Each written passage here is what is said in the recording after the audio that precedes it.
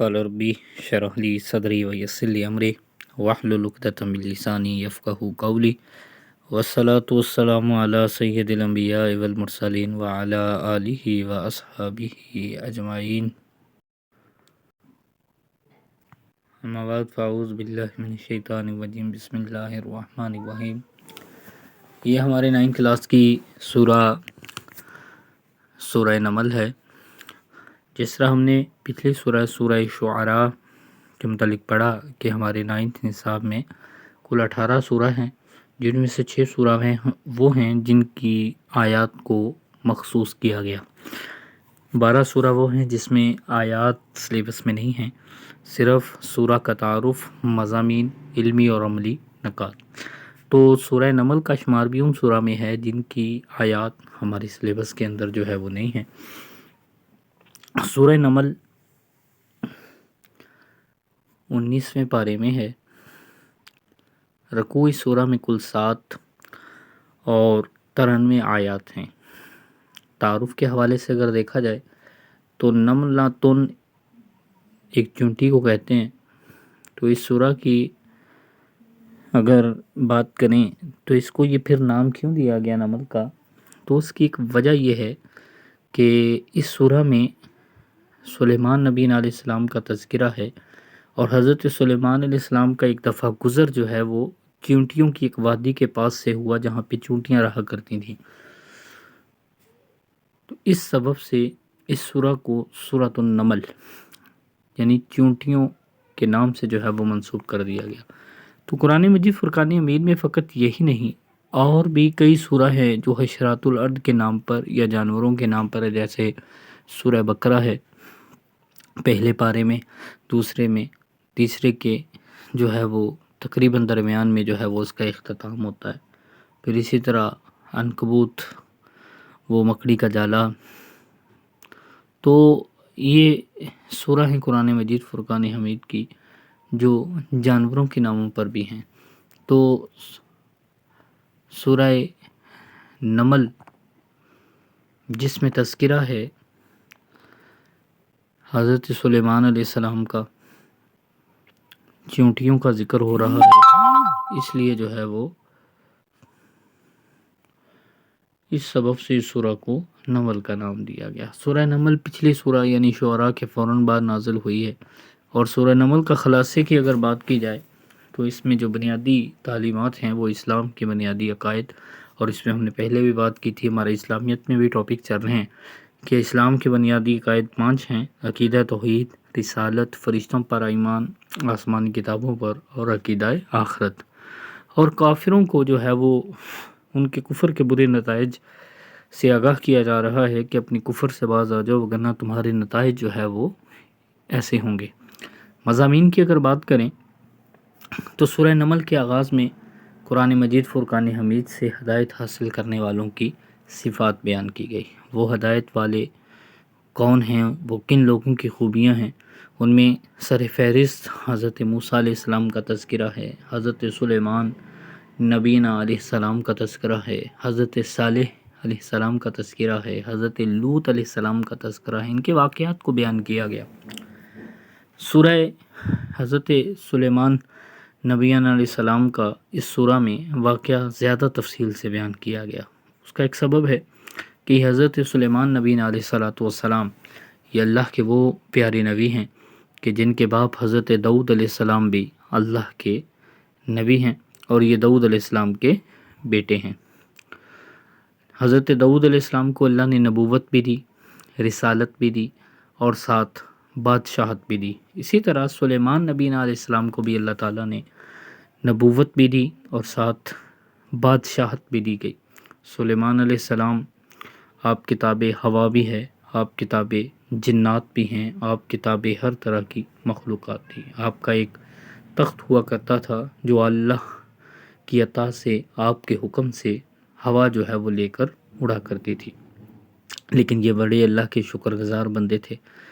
ان کو اللہ نے دولت، حکومت، شان و شوکت سے نوازا، بڑے معجزات بھی ان کو عطا فرمائے سلیمان علیہ السلام، لیکن پھر بھی اللہ کی شکر گزاری جو ہے وہ خوب کیا کرتے. اور یہاں پر ایک برکت کے لیے کہہ لیں کہ آج تک 4 بادشاہ ایسے آئے ہیں تفاسیر کے مطابق جن کو اللہ نے پوری دنیا کی بادشاہت دی ہے، جن میں سے 2 مومن اور 2 کافر ہیں۔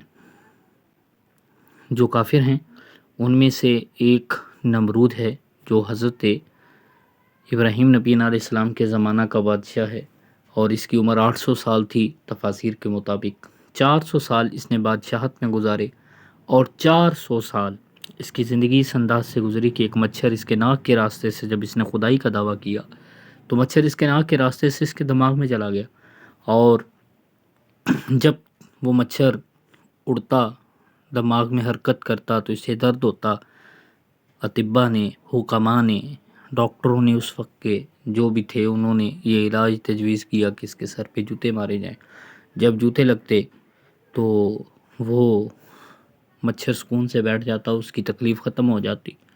تو گویا کہ اللہ نے اس جھوٹے مدعی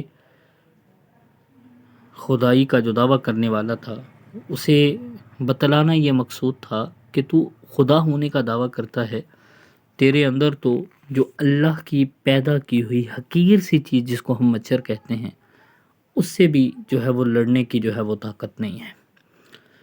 بہرحال ایک نمرود ہے جس سے پوری دنیا کی بادشاہت دی گئی۔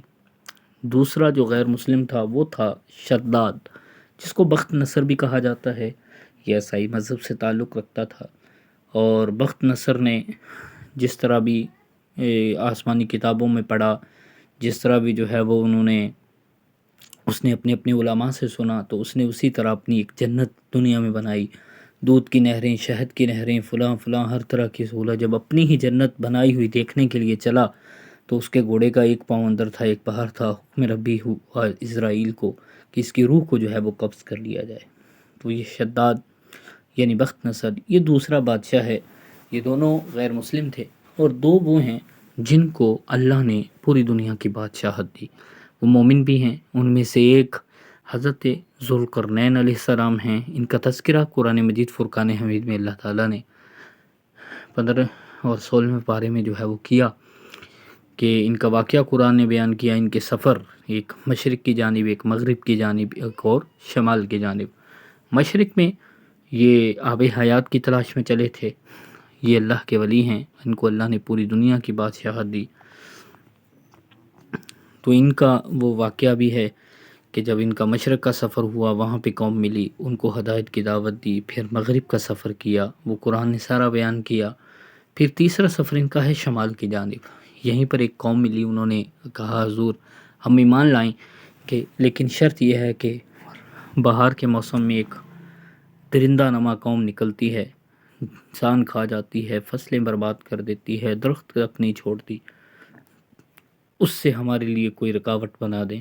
تو یہ قوم تھی یاجوج ماجوج۔ یہ 2 قبیلے ہیں، یافس بن نوح نبی علیہ السلام کے بیٹے یافس، ان کی اولاد میں سے یہ فسادی 2 قبیلے ہیں، یاجوج اور ماجوج۔ ان کے درمیان میں آپ نے لوہے کے بڑے بڑے تختے منگوائے، اور پہ سیسا پگھلا کے ڈالا گیا، اور آپ نے وہ دیوار جو ہے اس یاجوج ماجوج، اور قرب قیامت کی ایک نشانی بھی ہے کہ یہ یاجوج ماجوج جو ہیں یہ اس دیوار ذوالقرنین کو توڑ کر جو ہے وہ ظاہر ہوں گے فتنہ دجال کے بعد۔ تو بہرحال یہ ایک تفصیلاً طلب جو ہے وہ معاملہ ہے، واقعہ ہے، اس پر پھر کبھی بات کریں گے۔ تو یہ ذوالقرنین علیہ السلام جن کو اللہ نے ایک پوری دنیا کی بادشاہت دی۔ چوتھے بادشاہ یہ حضرت سلیمان علیہ السلام ہیں جن کو اللہ نے پوری دنیا کی بادشاہت دی تھی، یہ اللہ کے نبی بھی ہیں۔ 5ویں بادشاہ قرب قیامت آئیں گے جن کو اللہ پوری سلطنت کی بادشاہت، پوری دنیا کی بادشاہت دے گا، وہ حضرت امام مہدی جنہیں ہماری اصطلاح میں امام مہدی کہتے ہیں۔ تو یہ 12ویں امام بھی ہیں۔ تو حضرت امام مہدی رضی اللہ عنہ یہ حضور کی اولاد مبارکہ میں سے حسنی حسینی سید ہوں گے، اور آپ کو اللہ پوری دنیا کی جو ہے وہ بادشاہت عطا فرمائے گا۔ کائنات میں پھیلی ہوئی اللہ تعالیٰ کی قدرت کی نشانیاں بہت مؤثر انداز سے اس سورہ میں بیان کی گئیں، جس سے اللہ کی وحدانیت، قدرت ثابت ہوتی ہے۔ سورہ نمل کے آخری 2 رکوعوں میں آخرت کا انکار کرنے والوں کو سمجھایا گیا ہے کس انداز سے کہ قیامت کی علامات، اس کے دلائل، اس دن کے احوال، قیامت کے اچھے اور برے لوگوں کے انجام کے بیان پر سورہ کا اختتام فرمایا گیا ہے، انہیں سمجھایا گیا کہ دیکھیں کہ قیامت کی یہ نشانیاں ہیں، اس کے دلائل یہ ہیں، اس کے احوال ایسے ہوں گے، 50,000 سال کا دن ہوگا، سورج بالکل قریب ہو جائے گا، قیامت کے دن اچھوں کے اعمال یوں ہوں گے، برے لوگوں کو بائیں ہاتھ میں ان کا نامہ اعمال دیا جائے گا۔ تو اس سورہ میں مختلف انداز سے جو ہے وہ سمجھانے کی کوشش کی گئی۔ اس سورہ کے اگر ہم علمی اور عملی نکات پر بات کریں کہ اس سورہ سے ہمیں کون کون سے علمی عملی نکات جو ہے وہ مل رہے ہیں، اس میں سب سے پہلا پوائنٹ جو ہمارے لیے وہ یہ ہے کہ نماز قائم کرنا اور زکوٰۃ ادا کرنا اور آخرت پر یقین کامل رکھنا، یہی اصل کامیابی ہے۔ تو اس پوائنٹ کو اگر آپ ہیڈنگ میں بنائیں تو اصل کامیابی کیا؟ نماز قائم کرنا، زکوٰۃ ادا کرنا اور آخرت پر یقین رکھنا، یہی اصل کامیابی ہے۔ سلیمان نبی علیہ السلام کی طرح ہمیں بھی اللہ کی نعمتوں کا شکر ادا کرتے ہوئے زندگی گزارنی چاہیے کہ اللہ نے انہیں بادشاہت بھی دی، ہر طرح کی جو ہے وہ نعمتوں سے نوازا، لیکن پھر بھی وہ اللہ کے شکر گزار بندے ہیں۔ ہمارے لیے بھی سبق ہے، وَإِن شَكَرْتُمْ لَأَزِيدَنَّكُمْ، اگر تم میرا شکر کرو گے تو میں تمہیں زیادہ دوں گا۔ نعمتوں کا شکر ادا کرنا یا سلیمان نبی علیہ السلام کا اسوہ، اللہ کا فضل، ہماری تمام ذہنی و جسمانی صلاحیتیں، دنیا کی تمام نعمتیں، یہ اللہ کا فضل ہیں۔ فریاد سننے والا کون؟ اللہ ہی لاچار اور پریشان حال لوگوں کی فریاد کو سنتا ہے، اس لیے ہمیں ہر مصیبت میں اپنے رب کو پکارنا چاہیے۔ حقیقی رازق کون؟ رزق عطا کرنے والا صرف اللہ تعالیٰ ہے، ہمیں حرام طریقوں سے رزق حاصل کر کے اللہ کو ناراض نہیں کرنا چاہیے۔ حق کا انکار کرنے والے مردے، بہروں اور اندھوں کی طرح ہیں جنہیں قرآن مجید سے کوئی نصیحت حاصل نہیں ہوتی، تو ایسے لوگوں کی صحبت سے بچنے کا حکم دیا گیا۔ دین کی دعوت دینے والوں کو قرآن کے ذریعے لوگوں کو خبردار کرتے رہنا چاہیے، یعنی قرآن کا دامن تھامے رہنا چاہیے، اسی کے تابع رہتے ہوئے لوگوں کو دعوت دینی چاہیے۔ ہم جو بھی اعمال کرتے ہیں اللہ کو ان کی خبر ہے، قیامت کے دن ان کا فیصلہ ہو ہی جائے گا۔ اس سورہ کی مشق کی طرف اگر ہم آ جائیں، نمل کا معنی، اس کے 4 آپشن ہیں: مکڑی، شہد کی مکھی، چیونٹی، بلبل۔ سورہ نمل میں سب سے تفصیلی تذکرہ حضرت صالح علیہ السلام کا، لوط علیہ السلام کا، موسیٰ علیہ السلام کا، سلیمان علیہ السلام کا۔ دین کی دعوت دینے والوں کو لوگوں کو خبردار کرنا چاہیے، واقعات کے ذریعے، تاریخ کے ذریعے، تازہ خبروں کے ذریعے، قرآن کے ذریعے۔ سورہ نمل کے شروع میں ان لوگوں کی صفات بیان کی گئی ہیں جو ہدایت حاصل کرتے ہیں۔ کس چیز سے؟ قرآن سے، تاریخ سے، قدرت سے، قصوں سے۔ ہمارے اعمال کا فیصلہ ہوگا قبر میں، جنت میں، جہنم میں، قیامت کے دن۔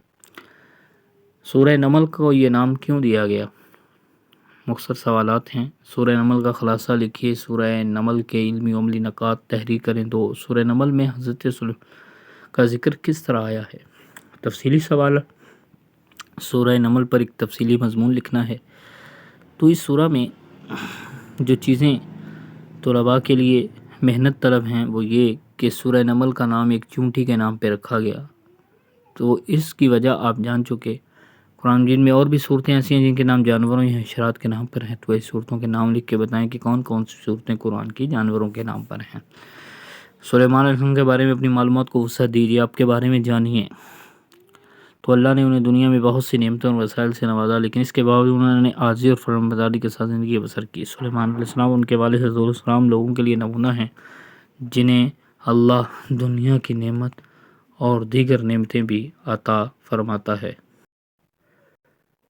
تو اس کے MCQs کے جوابات دیکھ لیں۔ نمل کا معنی چیونٹی ہے۔ سورہ نمل میں سب سے تفصیلی تذکرہ سلیمان علیہ السلام کا۔ دین کی دعوت دینے والوں کو لوگوں کو خبردار کرنا چاہیے قرآن مجید سے۔ سورہ نمل کے شروع میں لوگوں کی صفات بیان کی گئی جو ہدایت حاصل کرتے ہیں۔ کس چیز سے؟ قرآن پاک سے۔ ہمارے اعمال کا فیصلہ ہوگا قیامت کے دن۔ شارٹ کویسچن تھا پہلا، نمل کا معنی، وجہ تسمیہ۔ تو تعارف کی پہلی لائن دیکھیں، نمل کا معنی چونٹی ہے۔ اس سورہ کی آیت نمبر 18 میں کا واقعہ بیان کیا گیا کہ جب وہ چونٹیوں کی وادی کے پاس سے گزرے، اس لیے سورہ کا نام سورہ نمل ہے۔ دوسرا شارٹ کویشچن، اسی تعارف کی آخری لائن دیکھیں، سورہ نمل کا خلاصہ اسلام کے بنیادی عقائد کا اور کفر کے برے نتائج کا بیان ہے۔ شارٹ کویشچن نمبر 3، علمی عملی نکات۔ تو ان پوائنٹس میں سے کوئی سے دو آپ، نماز قائم کرنا، زکوٰۃ ادا کرنا، آخرت پہ یقین کامل رکھنا ہی اصل کامیابی ہے۔ سلیمان علیہ السلام کی طرح ہمیں بھی اللہ کی نعمتوں کا شکر ادا کرتے ہوئے زندگی گزارنی چاہیے۔ پوری زندگی تمام ذہنی جسمانی صلاحیتوں اور دنیا کی تمام نعمتیں اللہ کا فضل ہیں۔